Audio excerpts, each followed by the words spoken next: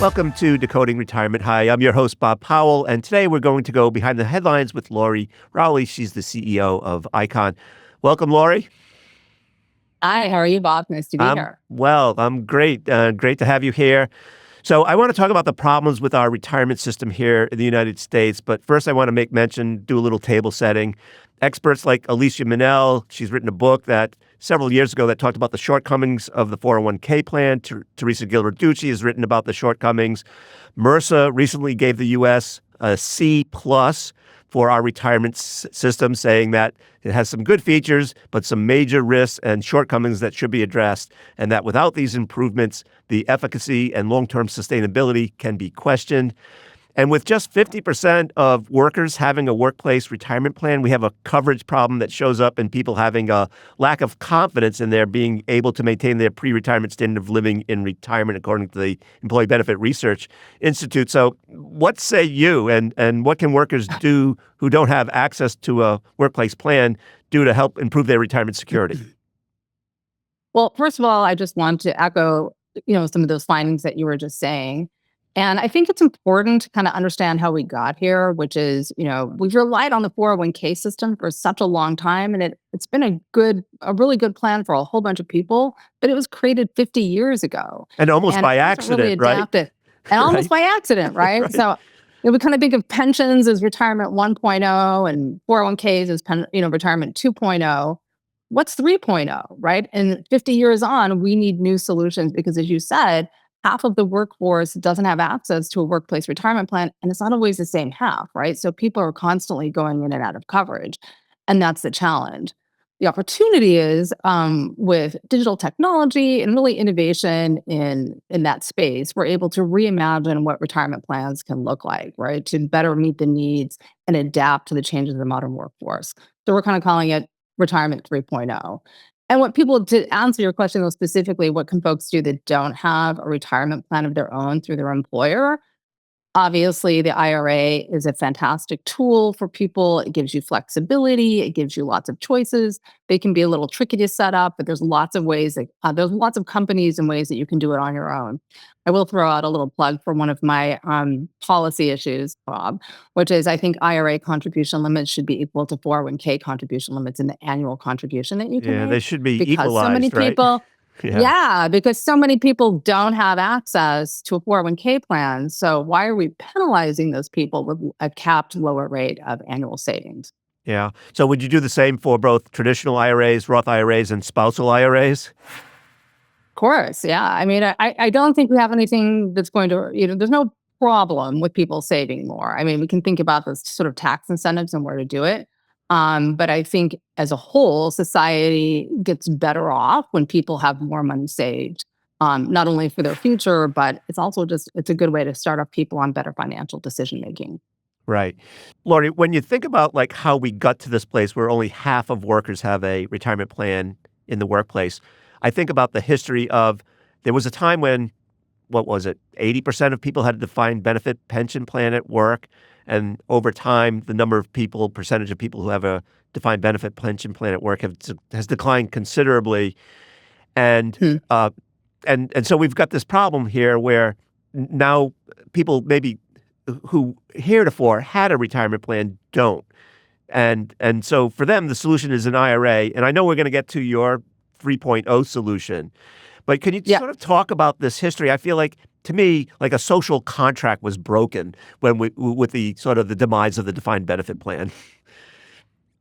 Yeah, I mean, and there's a lot of reasons. I mean, you can go way back and figure out why employers started to offer a retirement plan. It was really to keep like the idea was, Bob, as you know, to keep that employee staying at that employer for their whole career, right? And there was a bunch of incentives on the employer side and the employee side that they both wanted to do that. But as we said, times have changed, right?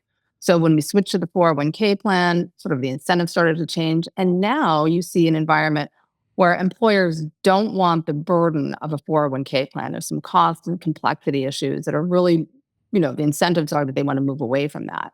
So I'm not going to change that part of the, economy. So I think what we need to do is adapt to what's happening in the workforce to, reconstruct that social contract in a new way. We can't keep relying on the systems that we've used in the past because they're failing. They've been good. It's nothing, it's not attacking the 401k plan. It's a perfectly good solution for a subset of the workforce, but it's just not adapting, and it can't adapt to the needs of where we are today. Yeah. So one of the problems that you've mentioned in the past about these retirement plans is that of portability. And I want to play a clip. One of the things that we recently Yep. introduced here on Decoding Retirement is we, instead of talking at people, we wanted to talk to people about their retirement, about the reality of their retirement. So we went out on the street, and then I want you to watch this clip. And when we come back, we can talk about it. From a previous job, I still have some, like a 403B or 401k, and it's nice to just have that little cushion and that comfort, I guess. Yeah. Were you able to roll that money over, by the way, into into an IRA or yeah. Okay. So, Laurie, in the clip, our worker, a young worker, was at an employer that had a 401k plan. She left that employer and rolled that 401k over into an IRA, which is perhaps more the exception than the rule. Tell us a little bit about, your issues with portability, and what should people do when they leave their employer with their old 401k? Yeah, so the portability failure of the 401k plan is because the plan was never really constructed to be portable, right? So there's all these like patchwork systems that people can do. So basically, three things happen when an employee leaves their employer that has a 401k plan. They leave it behind. Actually, just today in the news, there was a story that 25% of all assets in all of the 401k plans are abandoned or lost plans. So you've got 29 million people that have lost their 401k plans. That's when they walk away from it, they forget where it is. You've got about 800 billion that's rolled out of 401k plans into IRAs. So that's what she did. And then you have a much smaller, just a tiny, tiny segment of people that roll it into an employer's 401k plan. And that could be because it's a hard thing to roll into another employer's 401k plan, or maybe they're going to an employer that doesn't have one. And so that's why you see all of this money going into IRAs or getting left behind or getting cashed out. So that's the portability failure, in my opinion, which is it's a lot for us to expect people to make these decisions every time they change jobs about where they're going to put the retirement plan, what investments they're going to have, what is their portfolio. It's the most important asset that people have in their life, and we're asking them to change it every couple of years. That's where the problem comes in. Right. So what's the actionable advice? Is this on the employer, the HR department, that say, hey, you've left the workplace here and you've left behind this money, you should do something with it? Or is it on the employees, onus? There's a lot of different opinions on this. After my years of being in the retirement industry, I absolutely think that every individual should keep their retirement plans with them. And so I think they should take it out of that employer's plan and put it into an IRA so that they have control of it. They have they know where it is. They can monitor their investment. They can watch the fees and their portfolio and not be subject to losing their plan. We just set up a lost and found in our country for old 401k plans because it's such a huge problem. And so I think people need to keep that asset with them through their whole life. So two things. One is the government does, although belatedly, does send you a notice that says, hey, you may have left behind a retirement plan at an employer that you were with 10 years ago, right? So that is occurring, right? The government is sending out notices. Well, yeah. The challenge is that if you don't have if your address has changed, which oftentimes it does when you change jobs, you become disconnected from it. So you never get that piece of mail, right? So it's one of if there's an enormous amount of undeliverable mail in that space. It's one of the huge problems. And sometimes people are getting checks and they don't find them, and then they're never cashed, and so that's what happens. So it's an address issue too. I know that seems like a really basic problem, but it's a huge, huge issue in the retirement space. Yeah. And the other is, at the moment, though it's uncertain what will happen with this, but the Labor Department has issued regulations or rules that require advisors to go through a process with respect to rollovers. And for some, it's onerous. Yes. And for some, they say, well, I'd rather not give advice on whether you should roll it over or not. I should just give you education so I don't have to be subject to the rules and regulations of the Labor Department. Yes. I think that there has been a reluctance in the industry to educate people on their choices, but I think there is a good case to be made that clear education goes a long way, and it's not a recommendation. If you can lay out to people what their options are, people are smart. They just want to be told in simple, clear language what they need to do and give them an easy way to do it. Right. So there's a lot of convoluted, complicated, as your podcast is titled, decoding language in the retirement industry that folks don't understand, because why would you if you're not, haven't been in that industry for 30 years? So give people clear educational information on how to make informed choices about what's best for their finances, and people will do the right thing. Yeah. At the moment, where do you recommend people go to get that kind of education? The Labor Department or SEC or FINRA, or where to? I am loath to make those kind of recommendations, Bob, because it's just not a lot of good sources. I mean, source of truth really would be a government resource. You're going to have to kind of parse through some of the jargon there to understand that. But that is really the most unbiased source of information, is looking at the Department of Labor or the IRS about what your options are. Right. So much of the problem for our coverage issue in the U.S. is due to small business owners not necessarily wanting to offer employees a 401k plan for a couple reasons. Yep. One is there's a lot of turnover maybe in the small employer environment. And two, the hurdles for small employers to put in place 401k plans is maybe somewhat onerous. Yep. But Secure Act 2.0 did put in place incentives for small business owners to offer these plans to workers. What are your thoughts about that, and whether there'll be any uptake in that? I mean, we've always had incentives to try to get small employers to offer 401k plans. They increase those incentives with Secure 2.0. I don't think we've seen the big uptick that folks were hoping for. And it's because those incentives run out. And then the employer is still standing there holding this plan that they have a really hard time managing and paying for. And so I think that going back to the drawing board, we need to have better solutions that address the needs of small businesses. So, Laurie, we have to take a short break. And when we come back, we're going to talk more about your solution to the retirement crisis here in the United States. Don't go away. Welcome back to Decoding Retirement. I'm talking with Laurie Rowley. She's the CEO of ICON. Laurie, you have proposed something called a PRP, a personal retirement plan, as your solution to our crises here in the U.S. What is it? It's a portable retirement plan, and it's a combination of a workplace retirement plan and an individual plan. So that works just like a 401k plan and how it feels, right? So we know that getting folks to save through their employer is a really, really good way for people to build their financial wellness. The challenge is, how do we make it easier for employers to offer a retirement plan? So the PRP works and acts like a 401k. An employer sets it up. The employees have their contributions put into their account through payroll. But the big difference is that it removes the costs and the complexity and the fiduciary responsibility from the employer. So they can set up this plan on our platform. We engage the individual. We're the registered investment advisor, so we hold the fiduciary burden to the individual. We can put them into a personalized portfolio that's tailored to their needs, and their savings go directly into their own account that they own, because it's a form of an IRA. And that means that when the employee leaves that employer, they take their plan with them completely intact. So it removes the need entirely for a rollover. So your plan can stay with you. You don't have to change your investments. You don't have to change anything about your plan. You just disconnect from your employer, and you can go on to use your plan at your next employer. You can use it in conjunction with a 401k plan if you have your next employer. You can use it if you're a gig worker or a 1099 worker. It's agnostic to your employment status. So the idea here is really to keep you with your plan through your lifelong savings journey, and make it really simple and easy for employers of all sizes to offer a high quality, easy to use plan.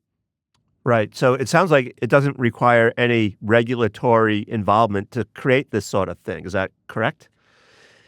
On the part of the employer, yes, not on our part. We have a few regulatory hurdles, and of course, we are under the auspices of the SEC as a registered investment advisor.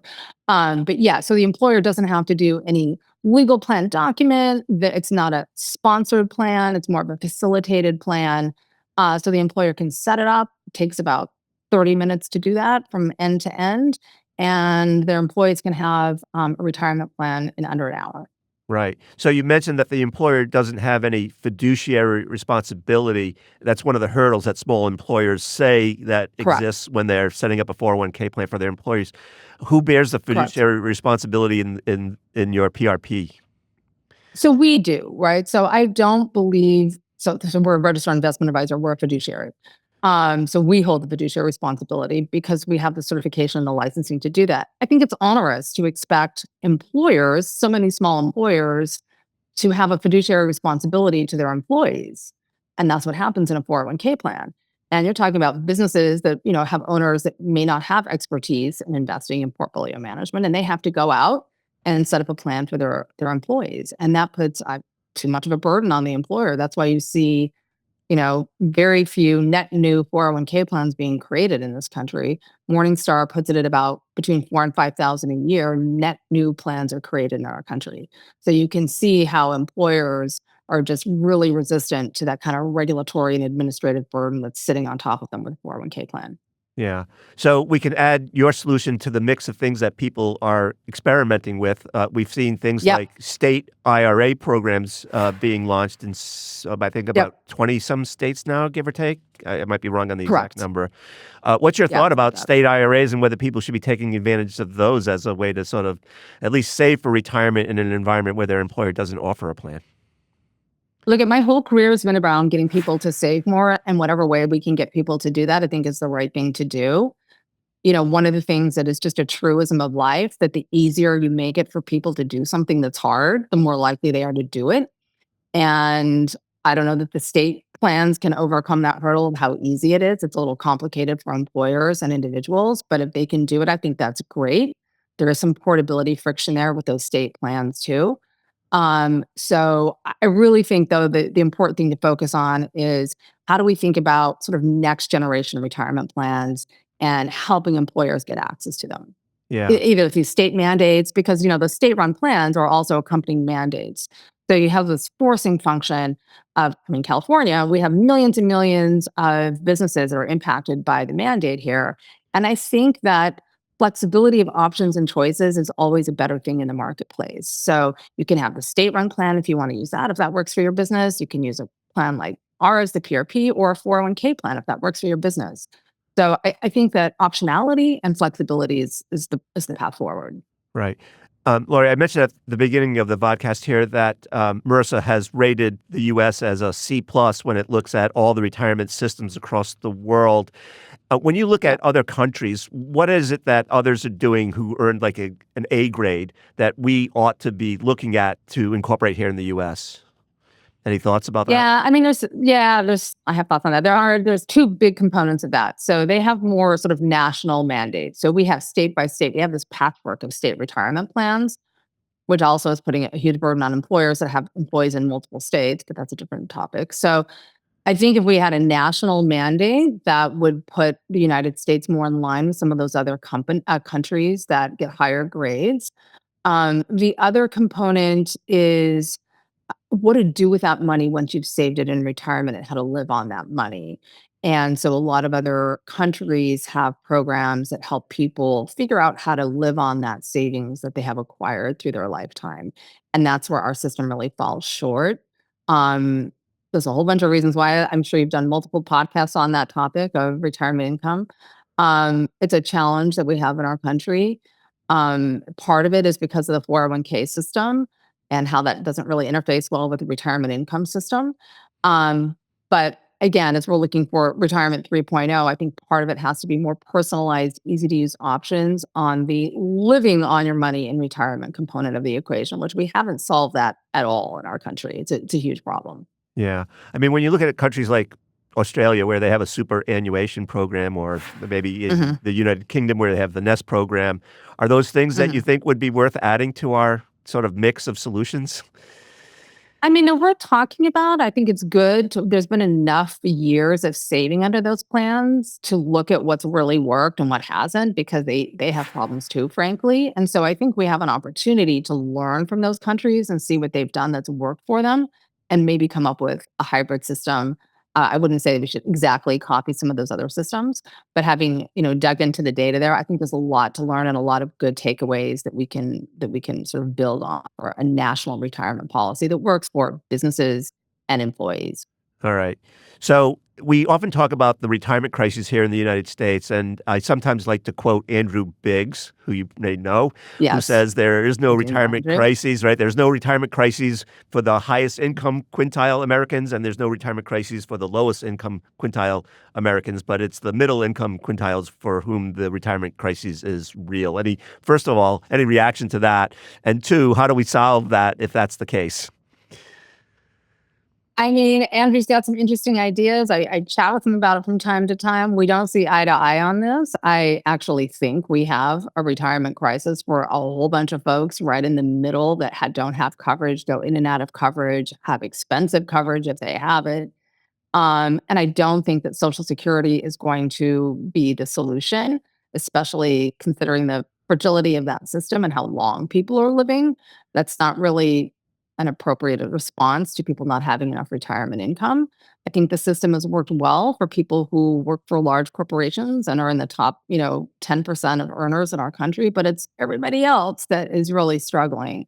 I think you might be a little isolated in that feeling, especially if you ask folks. I mean, I think you have to go right to the heart of the issue. Ask individual savers, participants, employees what they think about their financial security. I've been doing a study for the last 20 years on this topic every single year. And every single year it gets worse. As you mentioned, people are more worried about their financial prospects, their financial health, having money to live on when they retire. And so I think that that's really the data that we need to focus on is what is the day-to-day experience of people living, today with their financial health in the state that it is and how they are feeling about their savings and their prospects for their future. Yeah.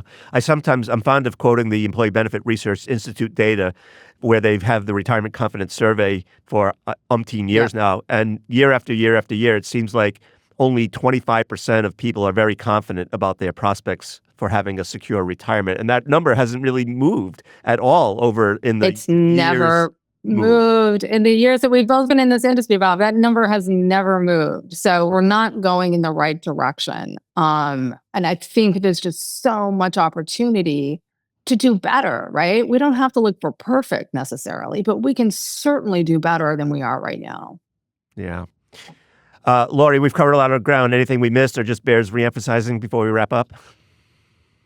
Yeah, reemphasizing for anybody listening out there, I know that when people meet me, Bob, I don't know if it's the same for you, but when people meet me, like the second or third question they ask me when they find out what I do, what industry I work in, they're like, I have an old 401k plan. What do I do with it? So I just want to tell folks, anybody listening out there, if you've got those old retirement plans, take a day, take an afternoon, go find them, collect them, put them in a safe place so you don't become disconnected from them. Yeah. Laurie, I want to thank you for joining us today and sharing your knowledge and wisdom with our viewers and listeners. It's so greatly appreciated. Thank you. I appreciate being here. Thanks so much. Thank you. Up next is a segment that we call Ask Bob, where we answer a reader's question. And the question goes like this. I've been retired from the federal government since I was 53 years old. I'm now 64. It was a buyout, hence full retirement benefits. Since I have the federal employee health benefit through OPM, do I need to enroll in Medicare once I turn 65? And the answer is this. The Federal Employees Health Benefits Program is considered creditable coverage, which means it satisfies Medicare's requirement for health coverage. You are not required to enroll in Medicare Part B at 65 if you're happy with your FEHB coverage. However, there are a few considerations to weigh. So that's it for this week's episode of Decoding Retirement. We hope we provided you with some actionable advice to help you plan for or live in retirement. And don't forget, for the latest retirement news and expert analysis, check out yahoofinance.com. This content was not intended to be financial advice and should not be used as a substitute for professional financial services.